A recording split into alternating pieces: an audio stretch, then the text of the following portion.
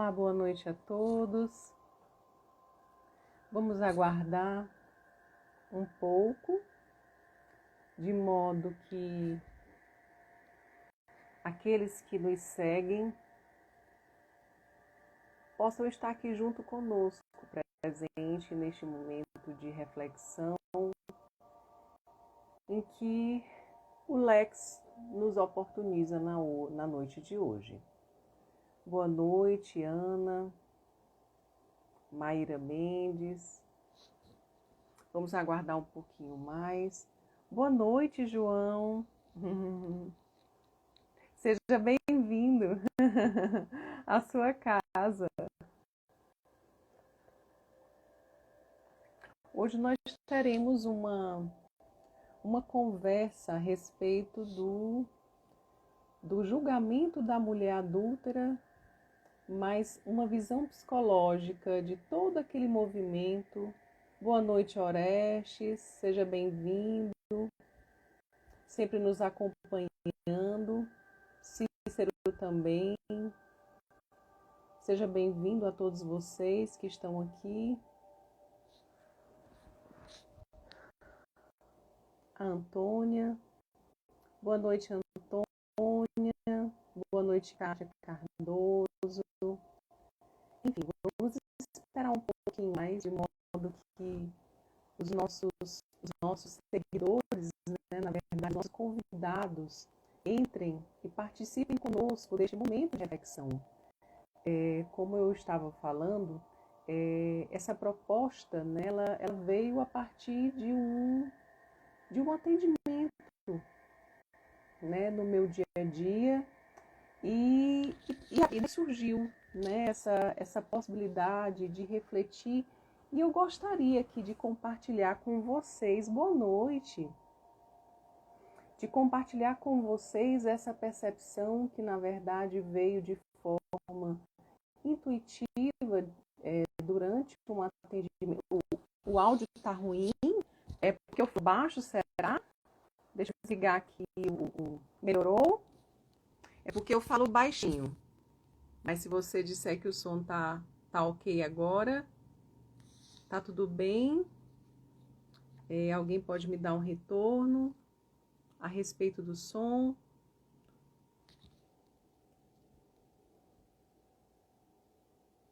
Melhorou agora o som? Bom, então eu vou continuar. Se o som se apresentar alguma coisa que não esteja boa, né, no que diz respeito à tecnologia, eu tentarei. Tá ok, né? Pronto, perfeito. Então vamos continuar. Então, já que nós já temos aqui algumas pessoas online, já temos 4 minutos do nosso horário, né? Estou ouvindo bem, graças a Deus. É porque eu estava falando baixinho, quase sussurrando, né? Então, logicamente que ia haver uma interferência. Eu peço desculpas. Normalmente o meu tom de voz é um tom de voz mais baixo, mas eu vou me disciplinar, vou ficar aqui realmente atenta a tudo isso, ok? Então, neste momento, meus queridos irmãos, queridos colegas de caminhada espiritual, eu convido a todos vocês que neste momento, não como um ritual, mas como uma forma de melhor nos conectarmos com as energias do bem, com as energias do amor, que nós nos permitamos fechar os olhos por um momento, respirando com tranquilidade, mas com profundidade, nos entregando a essas teias de energias do amor e da paz. Essas energias do bem que nos envolve e que nos sustenta na caminhada espiritual rumo à perfeição. Boa noite, Lívia Macedo. Então vamos todos nós pedindo a Deus, pedindo a Jesus Cristo, o nosso grande mestre, a nossa Mãe Santíssima de Nazaré, a todos os benfeitores da luz, do amor e da bondade. Peçamos aos espíritos benfeitores que trabalham pelo amor, para o amor, de todos nós, espíritos que estamos na esfera ainda da face da terra, transitando para um caminho de luz e de amor. Pai nosso que estais nos céus, santificado seja o vosso nome, venha a nós o vosso reino, seja feita a vossa vontade, assim na terra como no céu. O pão nosso de cada dia nos dai hoje, perdoai as nossas ofensas, assim como nós perdoamos a quem nos tem ofendido. E não nos deixeis cair em tentação, mas livrai-nos de todo o mal. Amém. Para que nós, na verdade, recordemos e consigamos aqui fazer uma compreensão, né, um paralelo entre a esfera espiritual e a esfera psicológica, eu peço permissão a vocês que eu leia o trecho do Evangelho que corresponde à temática da doutrinária da noite de hoje. No capítulo 10, Bem-aventurados aqueles que são misericordiosos, no item 11, nos diz o seguinte: Não julgueis, a fim de que não sejais julgados. Aquele que estiver sem pecado, lhe atire a primeira pedra. Não julgueis, a fim de que não sejais julgados, porque vós sereis julgados segundo houverdes julgados os outros, e se servirá para convosco da mesma medida da qual vos servides para com eles. Então os escribas e os fariseus conduziram uma mulher que tinha sido surpreendida em adultério e a fizeram ficar de pé no meio do povo e disseram a Jesus: Mestre, esta mulher vem de ser surpreendida em adultério. Ora, Moisés nos ordena na lei para lapidar as adúlteras. Qual é, pois, sobre isso vosso sentimento? Eles diziam isso o testando, a fim de ter do que o acusar. Mas Jesus, abaixando-se, escrevia com seu dedo sobre a terra. Como continuassem interrogá-lo, ele se ergueu e lhe disse: Que aquele dentre vós que estiver sem pecado, lhe atire a primeira pedra. Depois, se abaixando de novo, continuou a escrever sobre a terra. Mas eles, ouvindo falar assim, se retiraram um após outro, os velhos saindo primeiro, e assim Jesus permaneceu só com a mulher adúltera, que estava no meio da praça. Então Jesus, levantando-se, lhe disse: Mulher, onde estão os vossos acusadores? Ninguém vos condenou? Ela lhe disse: Não, Senhor. Jesus lhe respondeu: Eu também não vos condenarei. Não mais. Ide e no futuro não voltes a pecar. Nós aqui, diante desta história, deste relato do Evangelho de Jesus, nós encontramos três personagens: Jesus, a mulher adúltera e uma multidão. A multidão de povo, eu aqui coloco como um personagem, né? Como um dos pilares aqui a serem estudados diante desta reflexão da psicologia. Segundo Carl Gustav Jung, nós, estrutura psicológica, nós temos alguns arquétipos. Esses arquétipos são estruturas denominadas por Jung para explicar os fenômenos psicológicos, assim como o movimento do vir a ser. Ele traz o self como esse ser total. E dentro dessa estrutura de self, nós temos a sombra e nós temos também o ego. São três arquétipos, ou seja, são três estruturas que ele assim classifica para poder explicar os mecanismos utilizados pela mente para o desenvolvimento do ser, mas também daquilo que nos é colocado como algo, né? Ou seja, como estruturas também que dificultam esse desdobramento do ser. Então, dentro desses personagens apresentados ali no Evangelho segundo o Espiritismo, aliás, no Evangelho de Jesus, né? Mas lido aqui no Evangelho segundo o Espiritismo, nós temos a mulher adúltera, que representa o arquétipo da sombra. A sombra já é um arquétipo conhecido pela maioria de nós, ou pelo menos nós já ouvimos falar. A sombra equivale dizer que é uma estrutura em que nós ali colocamos. Eu vou colocar numa linguagem bem simples para ficar bem compreendido. É como se fosse um baúzinho, um baú, onde nós colocamos tudo aquilo que nós não queremos que os outros percebam, que nós acreditamos ser rejeitado pelos outros, e todas essas características que nos trazem algum tipo de sofrimento. Nossos traumas, ou seja, aquilo que nós julgamos como ruim. Nós guardamos nesse baú. A mulher adúltera ali representa o quê? O erro. Representa o pecado, né? Por isso, aquele que estiver sem pecado. Então, a mulher adúltera representa, ela exemplifica a atitude, o erro, o pecado, né? A atitude equivocada. O pecado, aquilo que muitas vezes temos em nós, porém não demonstramos. Nós dissimulamos. Mas essa sombra, ela não está no nível da consciência, está no nível do inconsciente.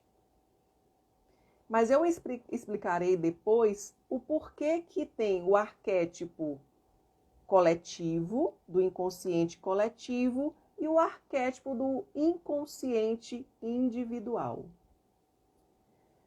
Quando nós levamos uma visão para a compreensão desse outro, vamos dizer, desse outro personagem, deste outro elemento, melhor assim dizer, porque personagem lembra o quê? Persona. E lembra exatamente, a persona é parte do self, é parte desse eu que somos todos nós, né? Cada um de nós tem a sua persona, cada um de nós tem a sua personalidade.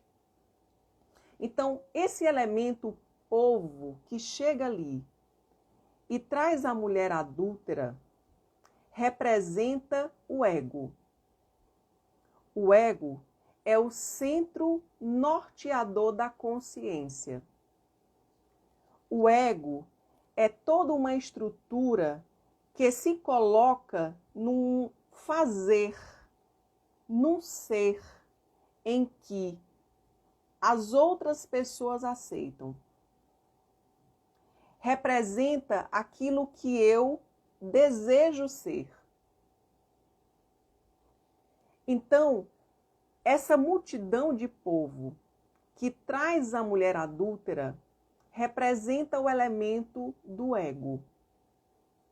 O ego, ele tem uma tendência a se esquivar, a dissimular, a colocar para a sombra, ele rejeita características em si que não são aceitáveis pelos outros, ou porque nós julgamos que não são favoráveis nas relações interpessoais, e nós jogamos para a sombra.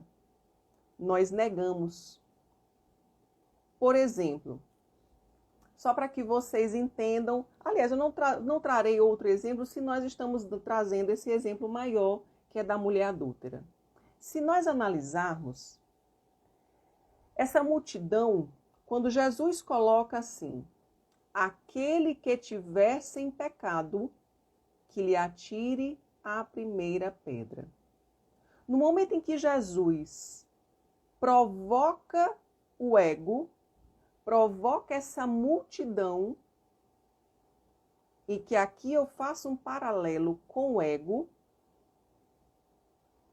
e que faz com que ele reflita a respeito do seu eu total, e que engloba não somente as características favoráveis, mas aquilo também que eu escondo, aquilo que eu também encoberto. Por quê? Para que eu não seja rejeitado. Então, quando Jesus provoca o ego, multidão de povo, para uma reflexão, aquele que tivesse em pecado, atire a primeira pedra.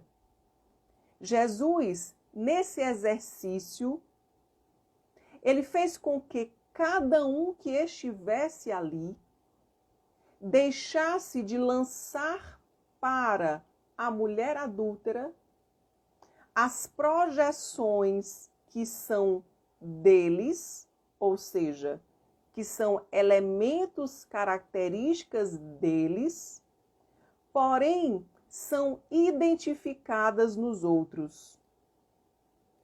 Vocês já ouviram muitas vezes, porque isso já está muito comum na nossa linguagem, a psicologia vem se popularizando em alguns termos, o que facilita, por um lado, a compreensão dos mecanismos de defesa que nós utilizamos para nos proteger da dor. E o ego, ele utiliza esses mecanismos de defesa para que ele não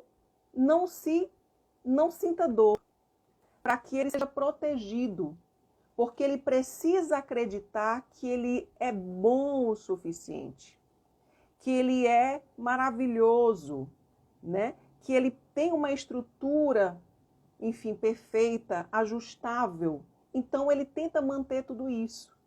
Então, um dos mecanismos de defesa que o ego faz é projetar no outro aquilo que é seu. Então, no momento em que Jesus provoca a multidão e fala sobre aquele que tivesse em pecado, ele faz com que eles deixem de identificar na mulher e passe a identificar em si os próprios equívocos. Jesus Cristo representa o self total. Ele representa ali, segundo Jung, não que ele tenha dito isso em sua teoria, mas essa é uma compreensão minha.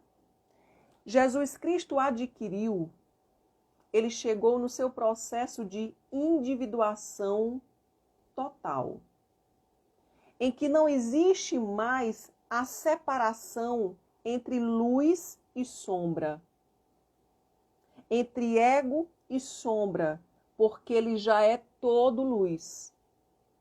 Então, quando Jesus, nessa posição de self integral, de eu total, neste diálogo com a sombra e o ego, representado pela multidão, e a sombra pela mulher adúltera, ele faz com que essas partes se comuniquem.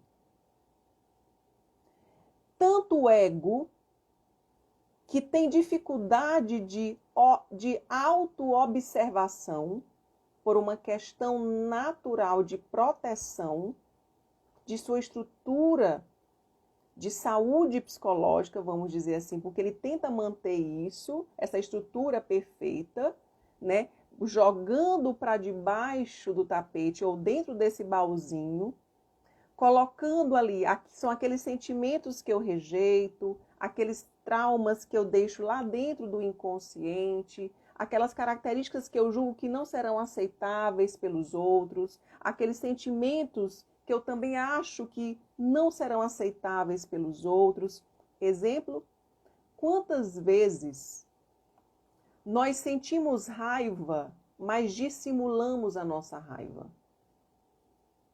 Quantas vezes nós fingimos que está tudo bem e, no entanto, internamente está totalmente desorganizado? Essa tentativa de manter o controle é da ordem do ego. Porque se o segundo ego, ele assumindo essa sombra, ele deixa de ser bom. Ele deixa de ser ideal. Então, Jesus Cristo, nessa posição de self integral, de ser pleno, ele oportuniza o diálogo entre o ego e a sombra. Já que, por um mecanismo de defesa, o ego projeta no outro as características que são dele, porém, ele lança para o outro. Lembremos que o próprio Evangelho coloca isso. É mais fácil nós enxergarmos um cisco no olho do irmão do que enxergar uma trave inteira no nosso. Então, neste momento, Jesus faz esse exercício. Ele coloca ego e sombra de frente um para o outro, fazendo com que o ego identifique que aquelas projeções que ele via na mulher adúltera, na verdade, era de cada um que estava ali. Equivale a dizer que muitas vezes, no nosso dia a dia, nós identificamos nos outros aquilo que é nosso. Porque aquilo que já está curado em nós, já foi integrado ao nosso ego, tornando-o mais lúcido, mais esclarecido, não nos fere, não nos agride, porque nós compreendemos, observemos a posição, a atitude, a postura de Jesus. Jesus, ele não concordou com o equívoco da mulher. Ele não concordou com o equívoco, mas ele acolheu a mulher. Quando nós já temos algo resolvido em nós, algo que não mais nos fere, porque conseguimos diferenciar o que é o meu, o que é meu e o que é do outro, isso não mais nos choca. E entendemos que se aquela característica ou aquela atitude é do outro, é algo que o outro precisa resolver. Mas isso não me afeta. Isso não mais me fere. Essa é a postura de Jesus diante da pequenez do conflito da multidão e da mulher adúltera. Ele não se sentiu afetado pela pequenez daqueles que excitavam ele, provocavam ele a um conflito de ordem religiosa, ideológica. Ele compreendia ali a sutileza das intenções dos outros, daqueles que estavam ali. Jesus, a lei mosaica diz que nós devemos apedrejar. Ele conhece a malícia, mas ele não condena a malícia, porque ele compreende que aquilo é do outro, não é dele. Porém, o compromisso dele, enquanto pedagogo espiritual, porque a pedagogia de Jesus é a pedagogia do amor e não da punição. É do esclarecimento para libertação e expansão de consciência. Então, observemos que um a um saiu, os mais velhos primeiro. Por quê? Porque subtende-se que o nível de equívocos cometidos são tão claros ali, porque se tornaram conscientes, ou seja, saiu do nível do inconsciente, e ele provocou com uma pergunta e veio para o nível da consciência, tornando aquele grupo lúcido. É este movimento que, dentro da psicoterapia, o papel do profissional é estimular, é identificar essas estruturas do ego, de mecanismos de defesa, de modo a trazer do inconsciente subsídio para que possa tornar consciente e isso ser agregado ao ego, fortalecendo o ego, que não é enrijecendo o ego, mas é ampliando o seu nível de consciência, tornando o ser mais lúcido. Observemos que Jesus fez esse papel pedagógico e psicológico, porque ele é mestre na arte do ensinar a partir do viver. Porque a grande educação é a partir da vivência. E Jesus é doutor. Aliás, é pós-doutor. Então, observemos que um a um saiu. Porque ele conseguiu ali fazer com que eles enxergassem que aquela sombra que eles enxergavam naquela mulher adúltera, na verdade pertencia a eles também. Porque esse excesso de moralidade, de rigidez, esconde muitas deformidades e que são lançadas para dentro da sombra. É isso que Jung fala do inconsciente coletivo, que são os arquétipos em que nós lançamos, ou seja, construímos perfis que são favoráveis à convivência, por exemplo, e que isso tem um fator cultural muito forte. Então, o que socialmente se diz? Que nós não podemos trair, que nós devemos ser corretos, que nós devemos ser justos. Então se constrói arquétipos, perfis, e que todos precisam viver daquele modo.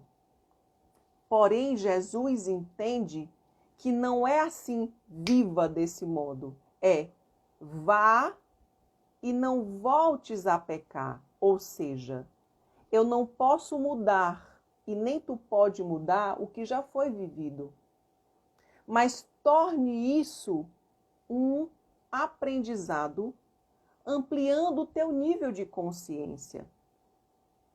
Então, Jesus em momento nenhum condenou a mulher, ou condenou, alguém que estava ali. Mas Jesus orientou diante do vir a ser, expandindo a consciência daqueles que estavam presentes ali. Então, o que nós observamos na postura de Jesus é uma postura amorosa, compreensiva, empática. Ele não feriu nenhuma das consciências que estavam ali. Nenhuma. Quando eu falo ferir, é afrontar, é julgar. Ele não disse, quem tu pensa que tu é? Quem você acha que você é? Eu sei do que tu fez. Ele não utilizou da sua sensibilidade, ele não utilizou do seu conhecimento e da sua lucidez espiritual para ferir ninguém. E é o que muitas vezes nós fazemos no nosso dia a dia. Porque nós temos uma necessidade de se sobrepor ao outro. A necessidade do nosso ego ser aprovado. E para isso, muitas vezes, nós infringimos, inclusive, a ordem das coisas. Quando eu falo infringimos a ordem das coisas, é no sentido de não respeitar um movimento que diz respeito à aprendizagem. Não se pode exigir de uma criança um conhecimento científico que se tem na universidade. É agressivo, é violento. Jesus compreende esse movimento, então ele não fere. Quando eu falo de ferir, é nesse sentido. Ele compreende que a experiência é necessária para o aprendizado. Naquele momento, Jesus, ele identifica que todos nós temos uma potência. Porque todos nós temos. Somos filhos da luz, fomos criados para a luz total. Porque Jesus, como esse grande mestre e professor, ele sabe que todos nós chegaremos um dia a sermos perfeitos. E ele mesmo disse, sois deuses.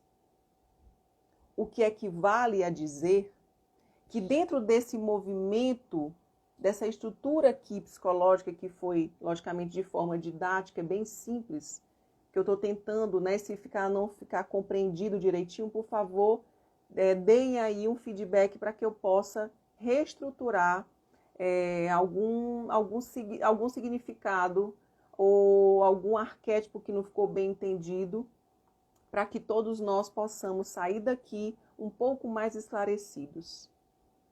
Então, Jesus, quando fala assim, sois deuses, ele está querendo nos dizer que todos nós fomos criados espíritos simples e ignorantes, enrijecidos, endurecidos, assim como uma semente, que tem a sua casca enrijecida inicialmente por uma necessidade de proteção, já que nós já vivemos em um mundo em que o instinto básico era a sobrevivência e a alimentação.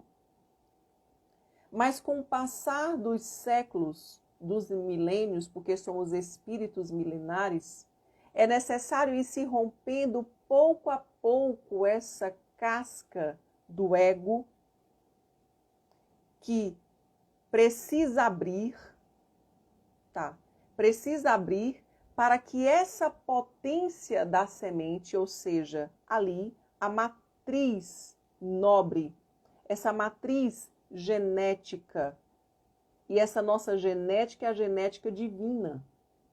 Então, pouco a pouco, esse ego que é enrijecido, que está no controle da consciência, porque ele é o gestor das nossas funções psicológicas conscientes, da nossa razão, das nossas tomadas de decisão ou de decisões. O ego está ali, pronto para poder direcionar os passos. Porém, muitas vezes nós estamos ali no movimento repetitivo, em algo que muitas vezes nós vemos assim, gente, minha vida está há anos eu vivendo do mesmo jeito e nada muda. E os sofrimentos acontecem, os conflitos acontecem, porque na verdade nós precisamos expandir para vir a surgir a nossa essência divina. Então, quando aqui o Igor perguntou, Priscila, você pode repetir a respeito do conceito de inconsciente coletivo? Bom, o inconsciente coletivo, ele é uma estrutura, ou seja, é uma forma de pensar de maneira coletiva. E essas, vamos dizer assim, são arquétipos. É aquilo que se pensa a respeito de alguma coisa. A cultura tem um fator, vamos dizer assim, importante dentro desse inconsciente coletivo. Por exemplo, nessa multidão de povo que foi lá até Jesus, inicialmente começou: vamos apedrejar. O outro já ouviu e já sintonizou.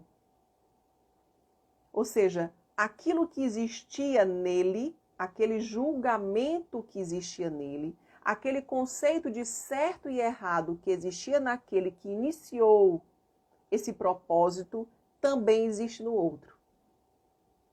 A necessidade de estar no controle de certo e de errado, de conceitos rígidos. Se você perceber, ali, aquele grupo representa o inconsciente coletivo em exemplo, em vivência, porque é algo comum, são conceitos comuns e que se passam de geração em geração. São os conceitos de certo e de errado. Hoje nós temos muitos conceitos, Igor, sendo quebrados ou sendo ressignificados.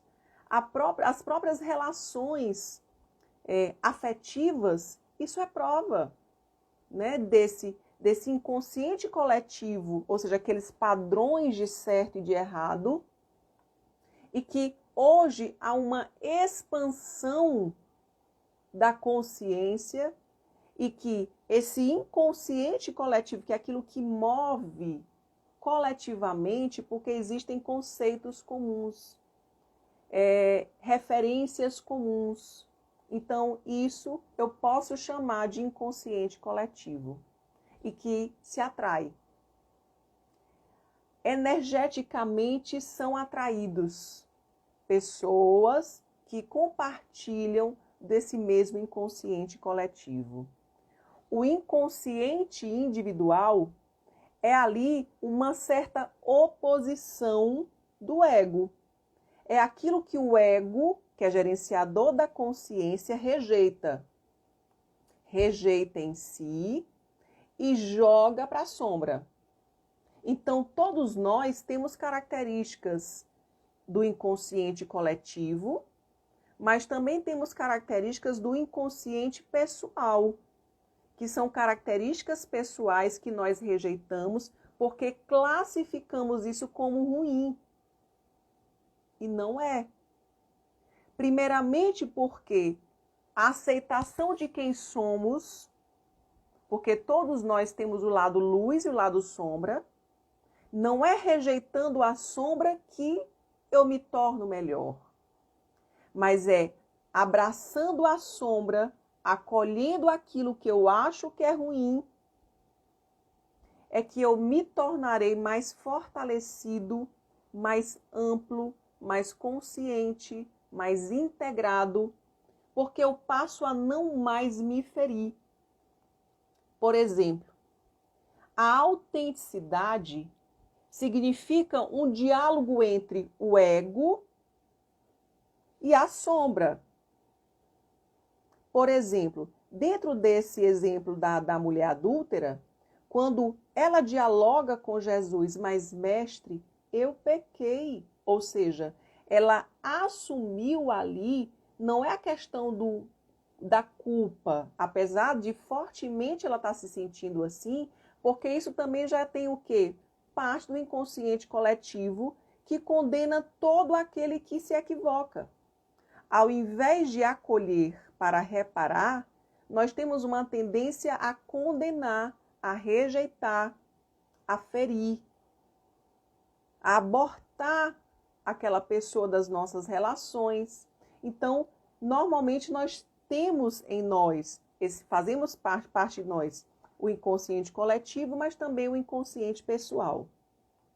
Então, no momento em que ela dialoga com Jesus e fala, mestre, mas eu errei, mas eu pequei, e Jesus reitera, vá, ou seja, ele não disse, não tem problema, minha querida, não tem problema, minha filha. Ele não disse isso. Ele disse, vá. ou seja, e não voltes a pecar. Esse vá e não voltes a pecar é o que está feito, ou seja, assume as consequências das tuas atitudes. Porém, se mantém digno diante dessa proposta de mudança. Porque não voltes a pecar significa que aquele aprendizado saiu do inconsciente e foi para a consciência. Existe relato, oi Bárbara, existe relato, né, de algumas biografias, da literatura, dentro desse diálogo da mulher adúltera, que posteriormente foi dialogar com Jesus. Ela volta a procurar Jesus para falar: mestre, eu preciso dizer o que aconteceu. Eu amava meu marido e ele também me tratava muito bem. Mas com o tempo, ele foi me negligenciando, ele foi trazendo várias pessoas lá para casa. E aí, ele foi, de certo modo, empurrando essas pessoas para mim. Então, o que foi que nesse diálogo oportunizou? Veio à tona, ou seja, veio do inconsciente dela a carência, a necessidade de pertencimento, mas é o que muitas vezes nós fazemos, de pertencer a outra pessoa. E, no entanto, o nosso grande desafio é aprender a nos amar. Só que nós buscamos fora o que nos falta dentro. E nós precisamos construir uma relação de amorosidade consigo mesmo. Amai a Deus sobre todas as coisas e ao próximo como a si mesmo. Então é necessário nós aprendermos a nos amar. E esse auto-amor não é negando o lado sombra, mas é acolhendo a minha totalidade. Dentro de uma visão espírita, né, espiritualista, em que Jung ele traz uma visão humana, uma visão da ciência humana, mas na visão espiritual, as nossas sombras são aquilo que estão, ou seja, é aquilo que está, ou aquilo que reúne as nossas vivências, as nossas animosidades, os desafios, ou seja, daquilo que nós precisamos nos tornar, aquilo que precisa ser refeito, aquilo que precisa ser ressignificado. São nossas características, ou seja, do nosso eu. Então a gente precisa, pouco a pouco, deixar vir à tona. E Jesus faz essa ponte, né? Quando ele faz esse diálogo entre o ego e a sombra, ele está mostrando que é possível isso acontecer. Que não tem problema, ou seja, a gente ter dificuldade, nós termos defeitos, mas a questão é o que fazer desse defeito, que não é defeito, ou seja, o que fazer dessa proposta de mudança. Nós vamos empurrar mais uma vez para debaixo do tapete ou acolher esse aspecto da minha personalidade que precisa ser cuidado? Então, no caso da mulher adúltera, ela fala com Jesus que ela foi negligenciada. E nós esquecemos, né, de lembrar que onde estava o homem, é aí que entra o aspecto do inconsciente coletivo, né? Em que o homem, ele é poupado do erro. Ninguém falou do homem que, junto com ela, adulterou um casamento, adulterou uma relação, mas somente levou a mulher. Então veja o quanto que está aí impregnado uma cultura que faz parte até hoje do nosso inconsciente coletivo, né? De nós buscarmos na mulher o erro de todo o fim. Então, veja, é preciso nós ressignificarmos todos esses conceitos para expandir o nosso nível de consciência e assim nós crescermos espiritualmente. Então, a proposta de Jesus dentro desse diálogo, né, entre o ego e a sombra, significa que eu posso ficar de frente com a minha sombra e dialogar com a minha sombra. Priscila, e como é que eu faço isso? Primeira coisa, observe os seus sentimentos. Observe os seus pensamentos.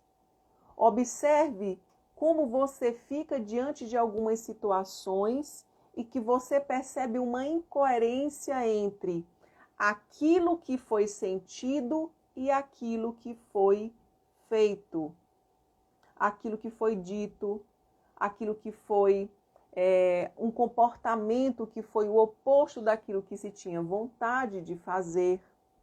Não estou dizendo aqui que eu tive vontade, Priscila, de dar um tapa na cara de alguém, mas eu não dei. E o que foi que você fez? Não, eu sorri, me fiz de gentil. Bom, é incoerente. Então, se é incoerente, o teu ego está estruturado de um modo a satisfazer as necessidades alheias. Se manter num patamar de bonzinho ou de boazinha, de gentil para ser aceito pelo outro. Porém, você se fere. Porém, você se violenta. Seria mais coerente você expressar a sua insatisfação de maneira não violenta. Porque bater em alguém significa também uma desorganização emocional. E que essa agressividade que chega nas vias da violência precisa também ser elaborada, né? Então, quando se fala de autenticidade, se fala dessa coerência entre aquilo que eu estou sendo e aquilo que eu sinto de verdade. Isso é coerência, isso é congruência, né? Então, esse diálogo é possível e é necessário para que haja o desenvolvimento individual, para que nós, segundo Jung, cheguemos ao nível de individuação, o que não quer dizer individualismo, egoísmo, mas individuação, indivíduo único. Eu me aceito do jeito que eu sou. Então, quantas pessoas, só para que vocês entendam um pouco mais a respeito desse movimento entre sombra e ego. Algumas pessoas dissimulam, por exemplo, são extremamente ciumentas, mas não demonstram isso de forma clara, mas ficam ali na esfera do controle. Coloca, olha, quando você chegar em casa, me manda uma mensagem, né? Olha, eu fico preocupada, tá muito violento. Será que isso é cuidado ou será que isso é necessidade de controle? Será que isso não é insegurança? Será que isso não é uma forma de, né, assim, de controlar o outro de modo a você mantê-lo ou mantê-la perto de você? Na verdade, é uma tentativa falsa, porque ninguém pertence a ninguém senão a si mesmo, né? Então, sumariamente, o que é o inconsciente coletivo, doutora? Pronto. O inconsciente coletivo, eu vou repetir, Igor, são ideias que são compartilhadas de maneira comum, coletivamente. Por exemplo, essas questões, por exemplo, culturais aqui. Esse jeitinho, por exemplo, esse jeitinho brasileiro. Que todo brasileiro dá um jeitinho para as coisas darem certo, por exemplo. Porém, eles se mostram rígidos, críticos, duros, no que diz respeito ao outro. Mas o jeitinho brasileiro é algo que eu também faço, vamos dizer assim. Tipo assim, a regra só vale para o outro. Mas, para mim é possível. Então, esse inconsciente coletivo são, vamos dizer assim, são vivências comuns. São conceitos comuns que se utiliza, vamos dizer assim, que se vivencia para justificar algumas atitudes. Esse próprio caso da mulher adúltera, aquelas pessoas se reuniram por quê? Porque elas julgam que não somente ali por conta de Moisés, mas porque elas veem o erro do outro. Elas, ou seja, pune, no caso, a mulher, né? Mas não observaram ali a própria dificuldade. Então, o inconsciente coletivo é aquilo que o inconsciente individual é aquilo que eu coloco lá guardadinho, mas é meu, coloco na minha sombra individual. A sombra ou inconsciente coletivo é aquilo que coletivamente se esconde, porém se vivencia de uma outra forma. Nesse caso do exemplo da mulher adúltera, todos eles erravam. Todos eles, com certeza, eram corruptos.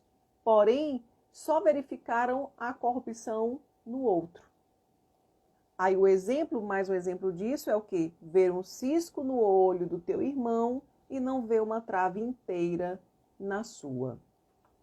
Então, essa é a proposta, ou seja, essa é a visão, vamos dizer assim, da psicologia, né? A minha reflexão, porque eu digo que é minha mesmo, porque foi algo que foi intuído durante um atendimento, em que eu vi esse movimento dela e a forma mais próxima que me veio, já que esta paciente é muito religiosa, então ali eu coloquei fiz esse paralelo da psicologia e a esse movimento de autopunição, da rejeição que ela tinha de si, ou seja, o ego dela rejeitando nela algo que precisa ser acolhido.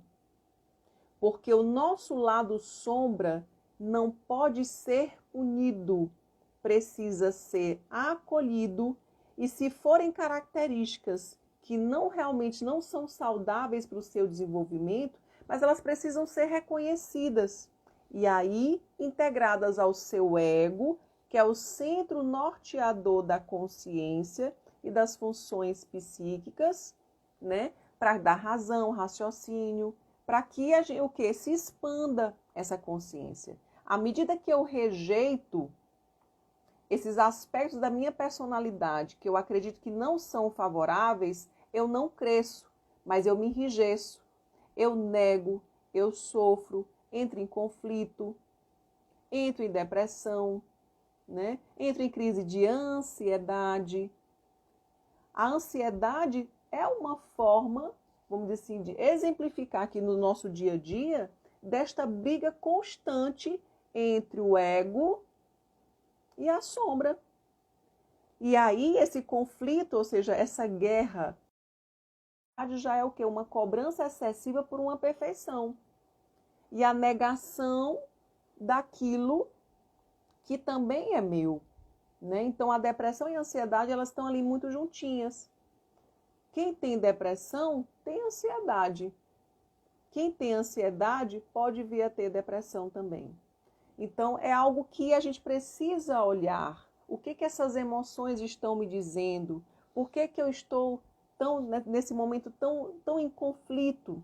É escutar esses sentimentos, acolher esses pensamentos e não fugir deles. É entender o que eles querem te dizer, tá? Para que nós possamos desenvolver, expandir essa consciência e assim alcançarmos a nossa plenitude, logicamente que dentro de uma proposta dessa existência, alcançarmos as nossas metas dessa existência.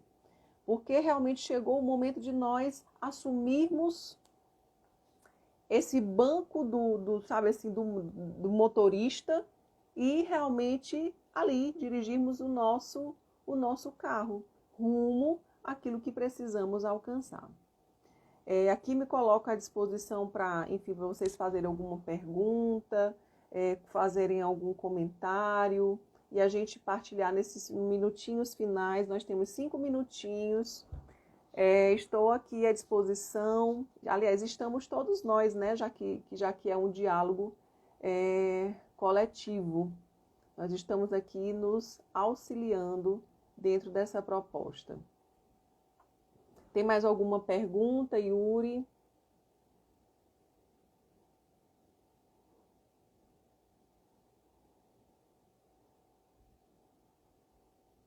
Não, né? Pois muito bem. Obrigada, Silvana. Então, meus queridos, aqui nós nos preparamos, vamos agradecer, já que... E outra coisa, só para finalizar, tá? Por nada, minha querida, o ego não é ruim e a sombra não é ruim. São conceitos que nós criamos porque tentamos ser aquilo que acreditamos que é mais aceitável aos olhos do outro.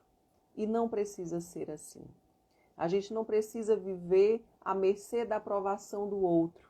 A gente precisa olhar para si mesmo, se acolher, se amar do jeito que nós somos. E se aquilo que nós percebemos em nossa personalidade, na nossa estrutura individual, que ali nos chama a atenção, porque de algum modo está nos paralisando, que está nos trazendo sofrimento, é o momento de nós acolhermos.